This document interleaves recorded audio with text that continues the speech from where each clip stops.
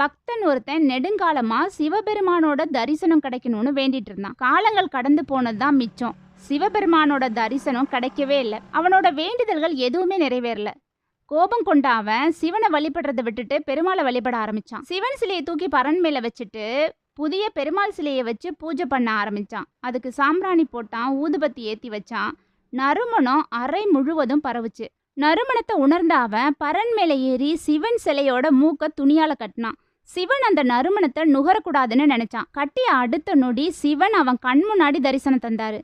வியந்து போன அவன் சிவன் கிட்ட, இத்தனை நாட்களா உன்னையே நினைச்சு பூஜித்தப்போ வராத நீ இப்ப ஏன் வந்தன்னு கேட்டான்.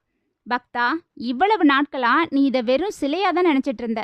இன்னைக்கு தான் இந்த சிலையில நான் இருக்கிறத முழுமையா நம்பினேன். நீ உணர்ந்த அடுத்த நொடி நான் உன் கண் முன்னாடி வந்துட்டேன்னு இறைவன் சொன்னாரு. நாம நடக்கிறது நடக்கணும் அப்படின்னா நம்மளோட நம்பிக்கை பரிபூர்ணமானதா இருக்கணும்.